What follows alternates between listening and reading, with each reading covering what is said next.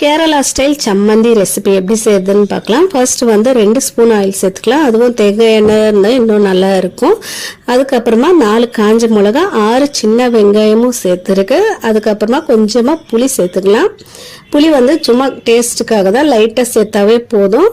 1/2 spoon ஜீரகமும் சேர்த்துட்டு நல்லா வறுத்துக்கலாம், கலர் மாறுற வரைக்கும். இப்போ எல்லாமே நல்லா வறுத்ததுக்கு அப்புறமா வந்து ஒரு மிக்சி ஜாரில் சேர்த்துக்கலாம். இந்த எண்ணெயிலே கொஞ்சமாக வந்து கருவேப்பிலையும் சேர்த்துக்கலாம். ஒரு கொத்து கருவேப்பிலை சேர்த்துட்டு அதையும் வந்து லைட்டாக வறுத்துக்கலாம். நம்ம மிக்சி ஜாரில் வந்து ஒரு அரை மூடி தேங்காவை சேர்த்துட்டு கருவேப்பிலை வறுத்துருக்கோம் இல்லைங்களா, அதையும் வந்து ஆயிலோடு அப்படியே சேர்த்துக்கலாம். கொஞ்சமாக தேவையான அளவு உப்பும் சேர்த்து நல்லா மையாக அரைச்சிக்கோங்க. கரகரன்னு அரைச்சாலும் பரவாயில்ல, எங்கள் பசங்களுக்கு கொஞ்சம் மையாக வேணும்னு சொல்லிட்டு நான் மையாக அரைச்சி வந்திருக்கேன். சூப்பராக டேஸ்டியாக வந்து சம்மந்தி ரெடி ஆயிடுச்சு. சூடான சாதத்தோட செஞ்சு சாப்பிட்டா அவ்வளோ டேஸ்ட்டாக இருக்குது.